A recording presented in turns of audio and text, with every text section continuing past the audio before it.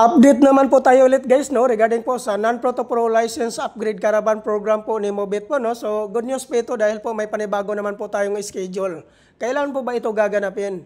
Gaganapin po ito guys sa July 16, 2025 po, no. So araw po ito ng Miyerkules ulit po, no. So kung ikaw po ay gustong sumali po sa programa na ito, pumunta lang po kayo sa Mobit Training Facility po sa Marikina City. So ipin location nyo lang po sa inyong mga Google Map ang Grab Warehouse Marikina po at doon nyo na po matatagpuan ang Mobit Training Facility.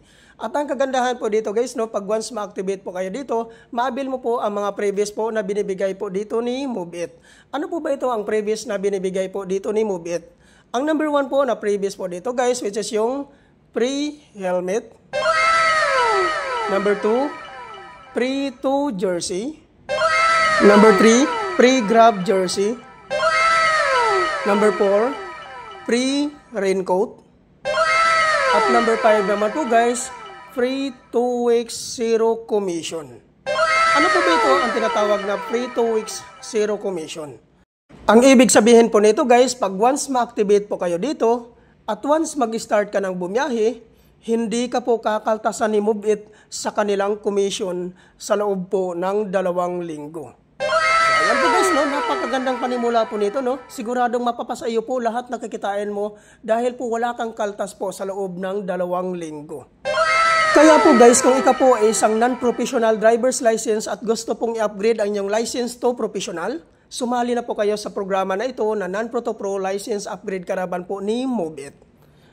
Ano po ba ang mga requirements na kailangan po nating i-prepare before po tayo pumunta sa Mobit Training Facility?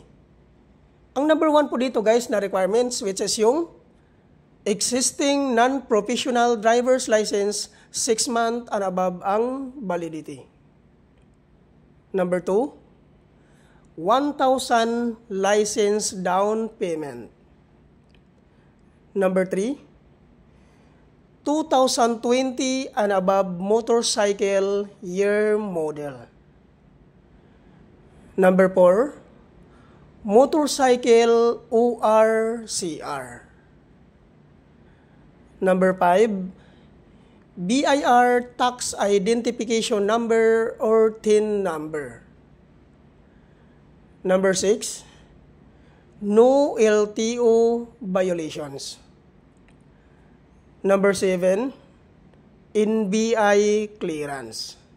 At regarding naman po sa hindi po nakapangalan sa inyo yung mga motor, ay kailangan nyo lang pong magdala ng authorization letter.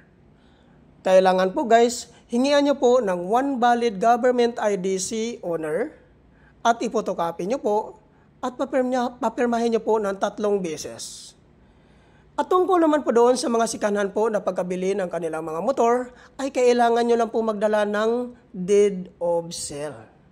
So yan po lahat ang mga requirements po na kailangan po nating i-prepare before po tayo pumunta sa Mobit Training Facility po sa Marikina City. Uulitin ko po, ipin location nyo lang po sa inyong mga Google Map ang Grab Warehouse Marikina. At doon nyo na po matatagpuan ang Mobit Training Facility po. So ano po ba ang age qualification na kailangan po dito? Pasok po dito guys ang 20 to 60 years old. Ang 56 to 60 years old ay kailangan nyo na po magdala ng medical certificate. Kailangan po guys fit to work. Ayan po guys, no? Sana po wag nyo na pong sayangin ang pagkakataon na ito na sumali po sa programa na ito. Thank you for watching.